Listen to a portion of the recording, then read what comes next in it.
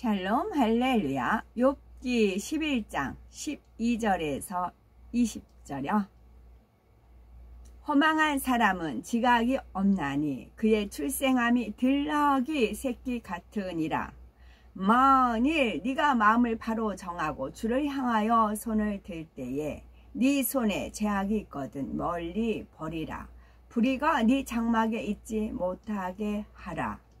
그리하면 네가 반드시 흠없는 얼굴을 들게 되고 굳게 서서 두려움이 없으리니 곧 네 환난을 잊을 것이라.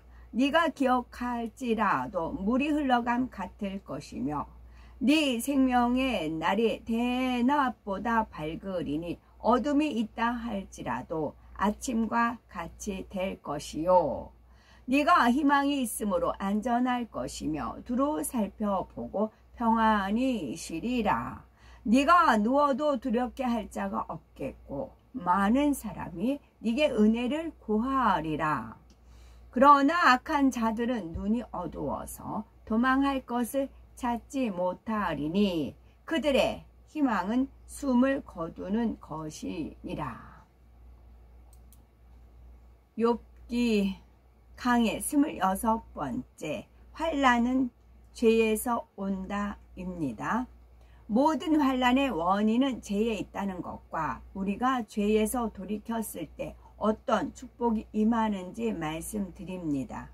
첫째, 지각이 없는 허망한 사람. 욥기 11장 12절. 허망한 사람은 지각이 없나니 그 출생함이 들나귀 새끼 같으니라. 지각이라는 뜻은 알아서 깨닫는 능력 또는 지각이라는 것은 사물의 이치나 도리를 분별하는 능력을 말하지요. 영적으로는 살아온 과정 속에서 쌓여진 지식으로 양식이 된 것을 의미합니다. 지각이 바로 서 있으면 허망한 자가 될 수 없습니다. 영적으로 지각이 있는 사람은 말씀이 양식이 되어서 우리를 낳아주신 하나님 아버지를 알 수가 있기 때문에 결코 우상에게 절하지 않습니다. 들나귀 새끼는 주인이 없기 때문에 묶어놓지 않아서 제멋대로 뛰어다닙니다. 마음대로 다니다가 덫에 걸리기도 하고 사나운 짐승에게 잡아먹히기도 하지요. 이와 마찬가지로 허망한 사람은 지각이 없기 때문에 영혼의 주인 되시는 조물주 하나님을 알지 못하고 우상에게 절하는 등 들나귀처럼 자기 마음대로 살아갑니다. 또한 하나님의 뜻과 반대인 어둠의 일, 하나님의 뜻과 반대인 비진리를 행하지요. 그러다가 원수 마귀 사단이 밥이 되어 결국은 영원한 사망으로 가게 됩니다. 우리는 결코 지각이 없는 들나귀처럼 행동하는 허망한 사람이 되지 말고 오직 말씀 안에 순종하며 참 신이신 하나님을 경외하며 살아야 하겠습니다. 두 번째, 하나님께서 원하시는 참된 회개. 욥기 11장 13, 14절에 만일 네가 마음을 바로 정하고 주를 향하여 손을 들 때에 네 손에 죄악이 있거든 멀리 버리라. 불의로 네 장막에 거하지 못하게 하라. 여기서 주를 향하여 손을 든다는 것은 하나님 앞에 항복을 선언하는 것입니다. 회개 찬송 중에 전부여 의지 없어서 손들고 옵니다 라는 가사처럼 내가 옳다 했던 마음을 내려놓고 자기 잘못을 인정한다는 것이지요. 즉 그동안 빗나갔던 마음을 돌이켜 바로 정하여 간다는 것입니다. 그런데 왜 마음의 죄악을 버리라고 하지 않고 손의 죄악을 버리라고 한 것일까요? 구약시대는 행위적인 구원의 시대였기 때문입니다. 예수님께서 이 땅에 오시기 전 구약시대에는 사람의 힘만으로는 죄를 버릴 수가 없었으므로 마음에는 죄가 있어도 행위로 죄를 짓지 않으면 죄인이라 하지 않았습니다. 행함으로 나타날 때 죄라 인정되지요. 그런데 마음에 있는 것들이 결국 손 행함으로 나타납니다. 마음에 욕심이 있기 때문에 손으로 도적질을 하고, 마음에 교만이 있기 때문에 손가락으로 삭대질을 하지요. 마음에 미움이 있기 때문에 손으로 사람을 치기도 합니다.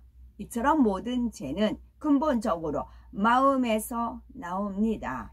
그러므로 소발이 욥에게 손의 죄악을 버리라고 한 것은 결국 마음의 죄악을 돌이키라는 말이지요.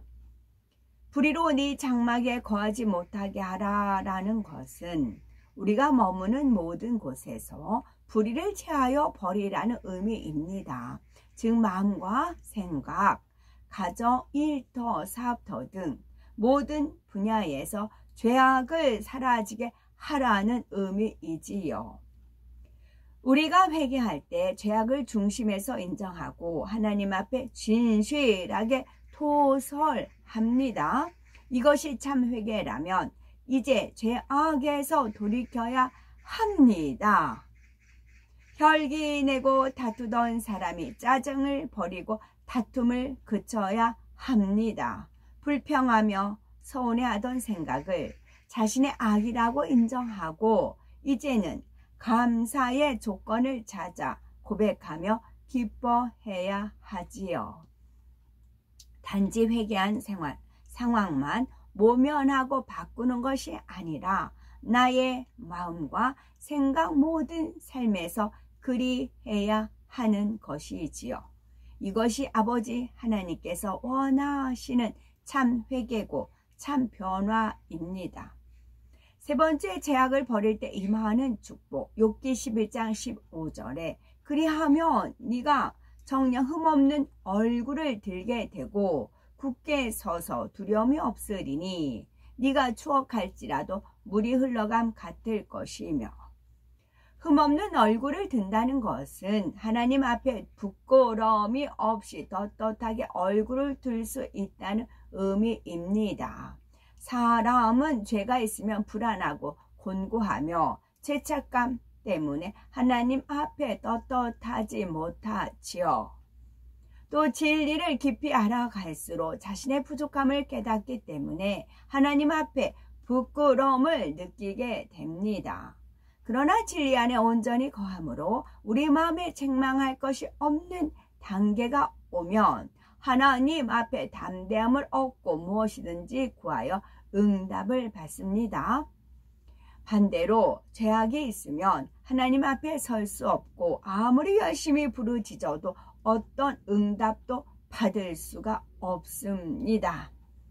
그러나 욥의 경우는 큰 죄가 있어서 환난을 당하는 것이 아니었습니다. 연단을 통해 마음의 죄악을 깨달아 버리고 더욱 온전한 축복을 받도록 하나님께서 이를 허락하셨습니다.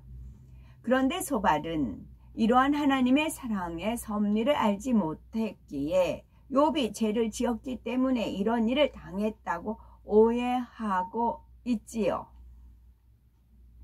소발은 욥에게 네가 환난을 추억할지라도 물이 흘러감 같을 것이라 라고 했는데, 이는 죄에서 돌이키면 곧 환난을 잊게 될 것이라는 말입니다. 강물이 흘러서 바다로 들어가면 그 물을 다시 움켜쥘 수가 없지요. 새로운 물이 계속하여 흘러 내려오기 때문입니다. 이는 세월의 흐름을 말하지요. 만일 우리가 질병에 걸렸다거나 가정과 일터에 문제가 생겼다 해도 세월이 흘러 그 환난이 지나가면 과거 때문에 슬퍼하지는 않을 것입니다. 모든 어려움이 강물처럼 흘러가고 좋은 시간이 왔다면 오히려 과거를 추억하는 것이 즐거워지며 감사의 마음이 들지요. 연단의 시간도 당신은 막막해 보여도 믿음에 행군할 때 눈물이 기쁨으로 한숨이 웃음소리로 바뀌며 하나님께서 위로와 평안으로 가득하게 하십니다. 하나님께서 위로와 평안으로 가득하게 하십니다. 욥기 11장 17절 네 생명의 날이 대낮보다 밝으리니 네가 누워도 두렵게 할 자가 없겠고 많은 사람이 네게 점을 들이리라. 마음의 죄악은 하나님의 말씀인 빛이 들어왔을 때 회개하고 돌이킬 수가 있습니다. 진리가 내 안에 들어오니 마음의 죄악을 버릴 수가 있고 가정, 일터, 사업터에서도 불의를 몰아낼 수가 있지요. 그러므로 생명의 날이 대낮보다 밝다는 것은 생명의 빛이 들어오므로 세상과 짝게 살았던 어두운 과거는 지나가고 이제는 진리와 짝하며 대낮과 같이 밝은 생활을 할 수 있다는 뜻입니다. 또한 어둠이 있다 할지라도 아침과 같이 된다는 말씀은 예수님을 구세주로 영접하여 생명의 빛이 들어오면 아직 시험 환란이 남아있고 어둠이 있다 할지라도 곧 아침과 같이 된다는 의미입니다. 여기서 아침이란 새로운 날, 새 소망, 새로운 삶을 의미하지요. 또한 소망이 없던 사람이 하나님을 만나면 시험 환란이 떠나니 새 힘을 받아서 새로운 일과가 시작되는 것을 의미합니다. 참빛 되시는 예수 그리스도 안에 있으면 누구든지 어둠에서 나와 빛이신 하나님의 자녀로 새롭게 거듭납니다. 원수마귀 사단의 손에서 아버지 하나님의 품으로 사망에서 영생으로 질병의 늪에서 건강한 삶으로 옮겨지고 얽히고 설킨 문제가 떠나니 참된 평안을 얻게 되지요. 이처럼 완전히 새로운 세계에 들어서기 때문에 새 아침을 맞는 것과 같은 것입니다. 네가 소망이 있으므로 든든하다라는 것은 어려운 문제가 해결되고 새날을 맞이하니 든든하게 된다는 뜻입니다. 전에는 시험 환란 속에서 괴로워하며 살았는데 이제는 모든 것이 해결되어 새로워지니 소망도 생기지요. 하나님의 자녀라면 하나님 안에서 문제 해결을 받고 새 소망이 생겼으니 더욱 진리 안에서 굳건하게 서게 됩니다. 영적으로 보면 굳건히 선다는 것은 예수 그리스도 안에 반석에 서게 된다는 의미이고요. 또한 두루 살펴보며 안전히 쉬리니 했는데 이 의미는 죄악을 버림으로써 가정과 일터, 사업터에서 모든 불의가 떠나면 하나님께서 불꽃 같은 눈동자로 천군 천사로 성령의 불담으로 지켜주시기에 마음에 쉼을 얻게 된다는 뜻입니다. 내가 변화되면 결국 상대와 환경을 주관하던 어둠이 떠나고 그러면 문제가 해결이 되지요. 동서남북을 둘러보아도 시험 환란은 나와 상관이 없고 항상 평안하게 되지요.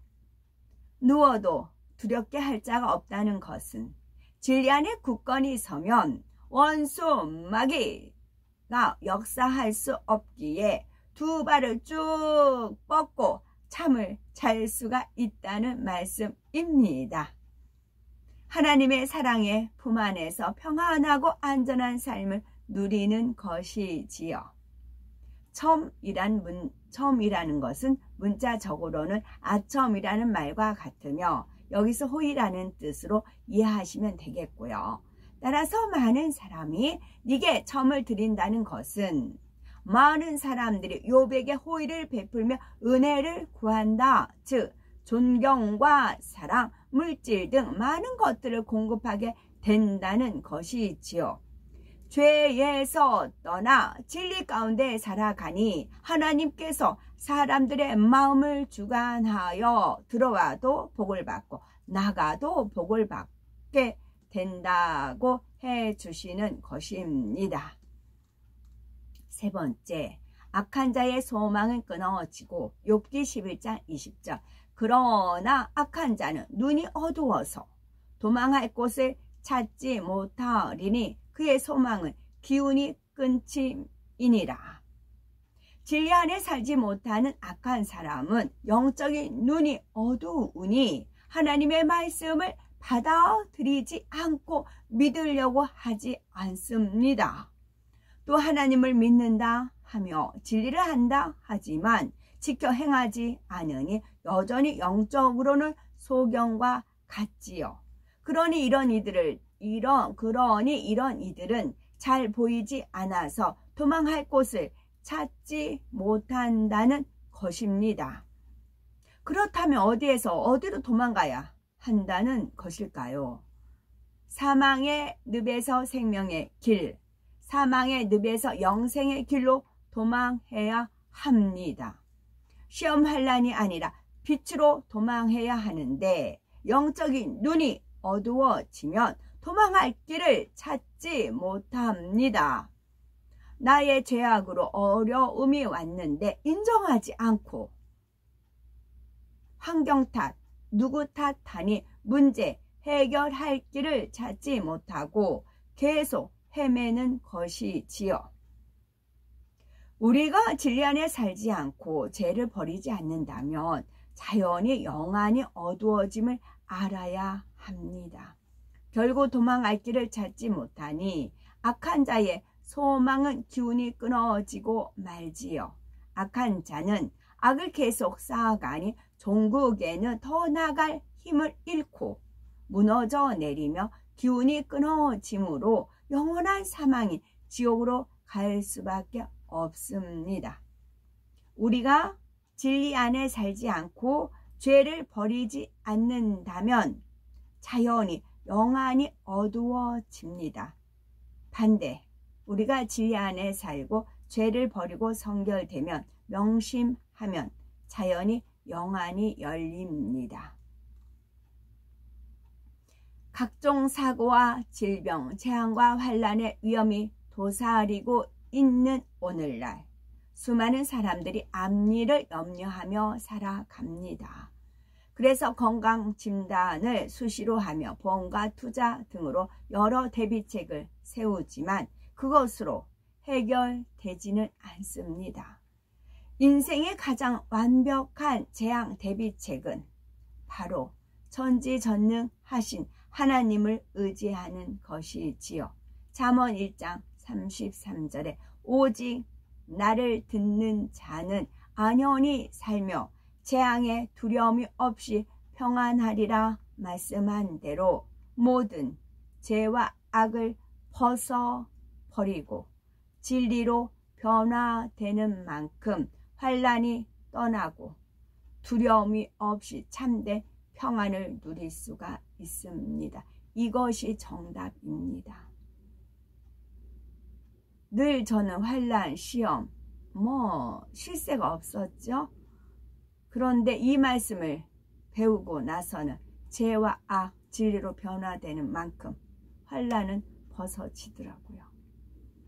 그러므로 오직 하나님의 말씀 안에 거하심으로 항상 평안하고 형통한 삶을 영위하는 복되고 복된 우리가 되셔야 되겠습니다. 아멘.